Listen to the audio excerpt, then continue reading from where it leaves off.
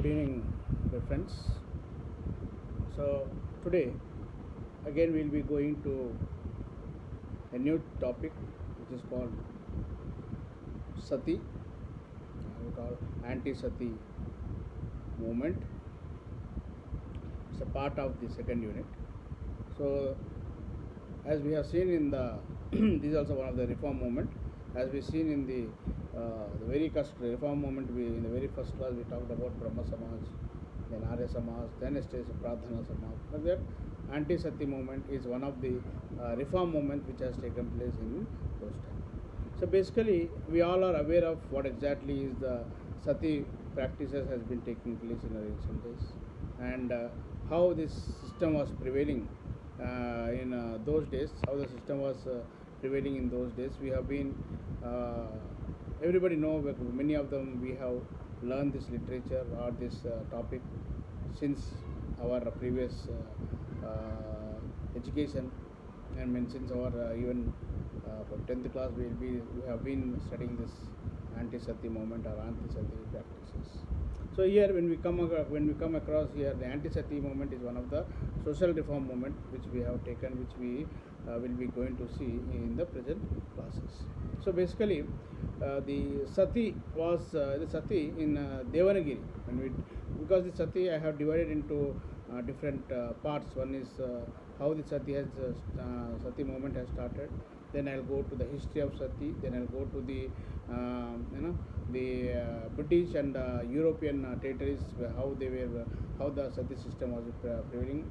And before that, I'll be talking about the Mughals time. At the Mughals time, how the Sati system has been practicing, and the modern era, and what are the main laws which has been implemented by the government of India, the commissions and the amendment, in terms of how they successfully eradicated the Sati, and how the anti-Sati movement has successfully gained its importance. So here in Devanagiri, the famine of Sati is true, and they used to call at Satu, Suti, Sutte.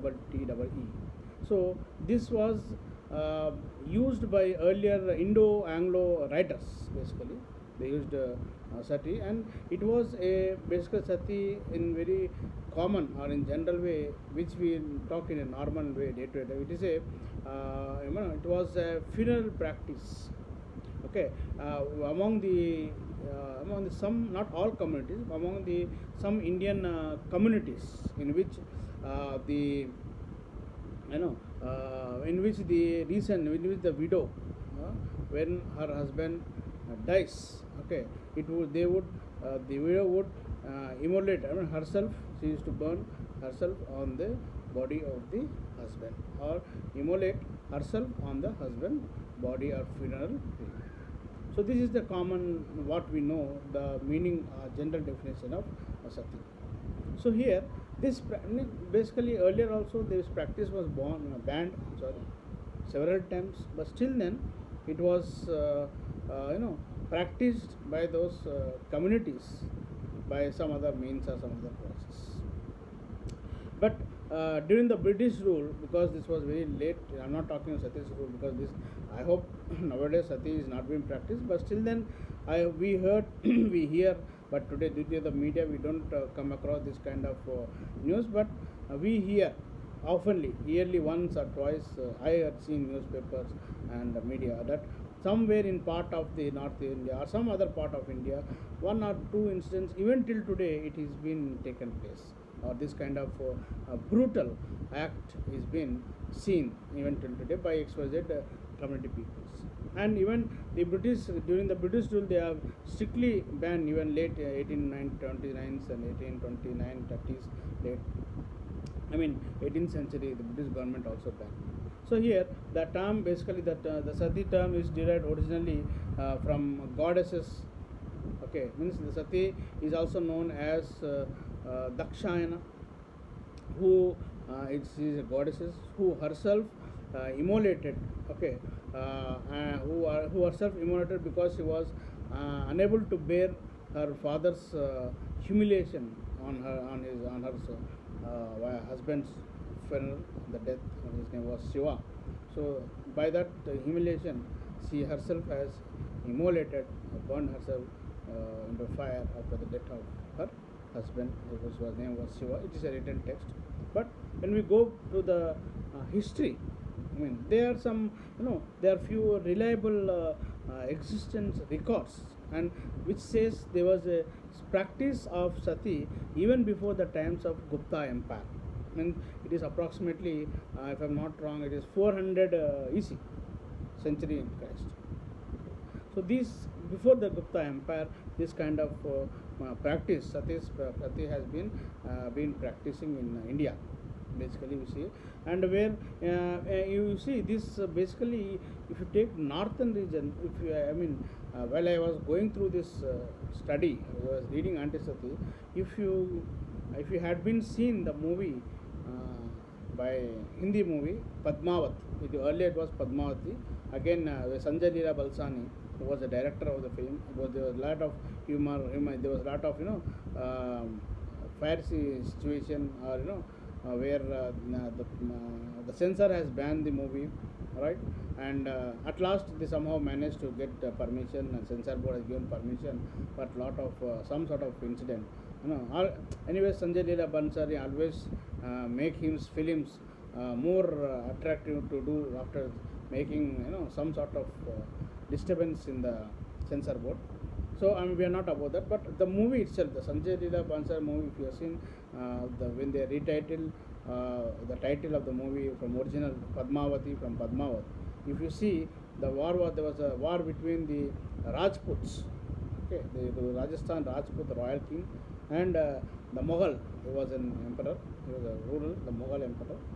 So only because of the film basically takes revolves around a lady, a woman. She was a queen. She was so beautiful.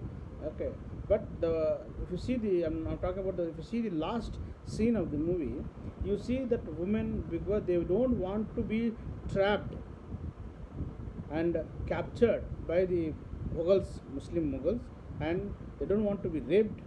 That's why they burned all alive. You see that last film. The same thing has been reflected in Rajasthan. In those days, I'm talking about. So they say sati began as a marked in.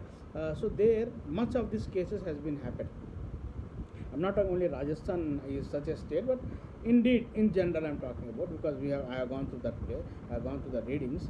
So it has been there in other parts of the northern, southern, also every part of India it was prevailing. I'm not pointing here one state, but I'm just giving an example of a movie.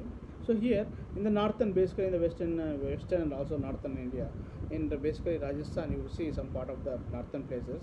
There was a wall inscription. Where they began to mark in memorable stones. I mean, they used to write on the stone inscriptions, like it was basically, when we have seen by the historians. Basically, the historians, the reading says mostly this kind of inscriptions on a stone walls was seen in Madhya Pradesh and Rajasthan, basically. And these stones were called or seen as evil or a sati stone. They used to label it. They labeled it as a sati stone or a evil stone. It indirectly or directly reflecting it as an sati. And this practice was, they used to have this kind of practice. That's why they were inscripted on the stones or where and it was very common in western and northern European states in India. But you see one of the irony here, that basically only the other community, the weaker section and the backward class section, the Dalit community, and the social, economically, politically, financially, okay, all these backward minorities, backward peoples, where communities were forced, or they were spiritually molded, and this kind of practice, this kind of evil practice was found in almost all the communities. But see, the irony is here, the Brahmin communities never practiced this kind of sati system, and they say that it was forbidden by the Brahmins according to Padma Purana. I don't know how only Brahmins are exempted from the Padma Purana, why not other sections of the people or the communities, so called the Sudras, or what India caste system has divided into the 4 zones, okay, Brahmin, Kshatriya, Vaishya, Sudras. So why only the Brahmins are exempted, forbidden from the Padma Purana, and why other caste people are been told, or it may be in, I don't know where it is written in Veda, Purana or Shastra, I don't know, but the reading says they were forbidden and they were exempted because of the Padma Purana. And this I leave to the historians and I leave to the audience who are listening this video. And that this is a very it's very key and thing, it's very important, which we have to understand why they are being exempted according to Padma Purana. And we have to go in deep how was Padma Purana exempted and what has been written. I'm not going to that in the depth. Here says that even during the the 10th century, I mean the 10th century also, they practiced. Sati system has been practiced, and it occurs. What do you say? This kind of practice has been occurred in many of the subcontinents of also India. Also, it's not only 1, 2, 3, but it also occurred in subcontinents of also India, where it has been spread. So as I said, in Rajasthan, basically other part of the northern India, to the practice of sati was such a compulsion, not only in North India, I'm just saying that each and every woman, and not only women, even some sort of children were also burnt alive with their after the cremation of the, or after death of the husband or the father, what in general. So this was thing. But in early, basically when you come down in the early of the 19th century, when you come down early of 19th century, to save themselves, basically I said in Rajasthan, to save themselves from being raped by the Muslim rulers or both invaders, the Rajasthan women, or those are the Rajputs, the women started to practice the burning in privacy, I mean the fire, and after that, which later become some sort of social evil due to the, I mean also there was not only after the husband death, but there was some incidents that this practice has also been practiced, okay, in terms of the in-laws was forced to forced the widow on the name of money, land, and also they used to burn alive. There are many versions, variations. This kind of things also happened in the Indian society. I'm not labeling. I'm not saying that it is only restricted to XYZ part of the nation, India. Basically, it is this kind of practice has been taken place. And next, we will be seeing here how, as per basically, as per the Hinduism. Basically, when we look at very keen and very keen into the in depth, basically, we see in the Hinduism, as per Hinduism, the famous sati, or which we know, which was the Sati Anasurya, Sati Ahalya, or even Sati Sita Mata, like what we say. So we see them, no one practiced the sati system, and no one has committed or no one has immolated themselves on the funeral of their husband. No one has done. It was not there. It's not there. They have been burned alive after their husband death, and it was not there also. But actually doesn't burn. So sati basically in Hindu means a woman. It means a woman fully dedicated to husband. Basically, it says, and it did not ever practice during the early days to burn alive after the death of husband. No, it was not there. The history says. So I am not saying that history says. The historian says. So these kind of things were also being ever practiced, being burnt alive. But you see, some things, disturbances have been coming because there are different authors, different things, and different people will be writing in different connotation, different own thing. But also we have to look into the matter. We have to look into other things also, how the system has been prevailing. But it's very pathetic and it's very sad story that these kind of things are been happening in our Indian, happened in our Indian society, and still then it is happening. If you look, I hope you understood. Like it's a very lengthy, what I'm saying is, and if you see the because I am going to the history. The if you hear the name of what is it, Aristobulus, who was he was a Greek historian. Greek, I'm not saying Greek. He's a Greek historian who came to India in the expenditure in the in the expedition of the Alexander invasion to India. Okay, and he recorded that this practice of sati was prevailing during in the city of Taxila also. There was a writing in history. So and what do you say? The city where this sati system was practicing in Taxila city. And he also said not only practicing of satyasati, but they were also voluntary deaths at the funeral, as it has been discovered in the northern India before the Gupta era or Gupta Empire time. Means voluntary, means how, what is voluntary? Because voluntary means also this, again the word voluntary also plays a very suffix place. Means here what I mean is it plays a very important, means it again keeps the thinkers in a dilemma. I mean, they put the voluntary, the very word voluntary puts the thinkers in the dilemma. So it says that voluntary, because this is not my opinion, it's the opinion of the Greek historian Aristobulus. His name is Aristobulus. And the origin, what he was saying is, the original practice was called as Anumaranam. Okay, means this was something Telugu. Maranam. Okay, Anu means Anuman. It's like Maranam means like thinking. No, it's not like it's Anumanam. Okay, like we doubt. So that's the thing. What the Aristobulus was that Maranam means Maranam means it's not only because of the sati system practice, means after the widow immolated herself because after the death of her husband. It's not only that, basically he was saying it was also comparable. Okay, it is not, he's saying it is not comparable to the practice of sati, since this practice were not replicated or not restricted to widows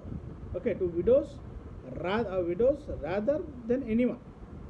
So Aristotle says that Anumarana means what here? It is not practice of sati. It's not comparable. It's not comparing to the practice of the sati which was prevailing in the system. But he was saying that it was not only the practice of the widow, okay, who immolated herself out of the death of her husband in the funeral prior, but it also says that it are widows rather than anyone. Anyone means what here? Either it may be male or female. That's why he is not comparing. Okay, and he also said that is personal law. I mean, there are many males and females. They used to self-immolate themselves because of their personal loyalties to the deceased that could commit this kind of suicide. There is a terminology, suicide, commit suicide. Those days it is called sati. Now it is called suicide. And he was saying that at the funeral level, that they used to love. I mean, anybody can. They are saying anybody can immolate themselves on the loyalty, or basically on the love, on friends, relatives, husband, wife, followers, leaders, or lawyers, the priest, the king, or the queen. This kind of things were, etc., were also one of the form of practice which was there in those days, apart from the practice which we are talking about, sati. So it is theorized that theoretically the sati enforced widowhood and girl marriage. Okay, where this type of customs or traditions which used to follow by the community, what I said, and that there is a primary intention in making this done because there is a problem, because there must be no problem of surplus men and women. Basically, surplus men and women, and also in terms of caste, and they have to maintain that they must see that endogamy system. Basically, they must follow that endogamy system must be following, or endogamy system must be prevailing, because endogamy means what here? Marrying within the own community is the endo, because those days this endogamy played a very important role, and people used to give, and people even till today give much of the priority to the endogamy type of marriages. They don't want other caste people, other religion people to get, means in terms, in short, in general, they are not favoring in terms of you know inter caste marriages, intercaste marriage, intra-caste marriages, inter-religion marriage, intra-religious marriages. That's a very simple logic or simple notion behind this marriage. So this was because even the Delhi Sultanates, because in during the period of Delhi Sultanates, they don't have, means they also permitted, okay, permitted to sort that widow, means the permitted means they also tried to stop, or they prohibited this kind of deadly practice of sati, and also they checked against the compulsion. They must not give any compulsion, as also was been clear in the during the Delhi Sultanate.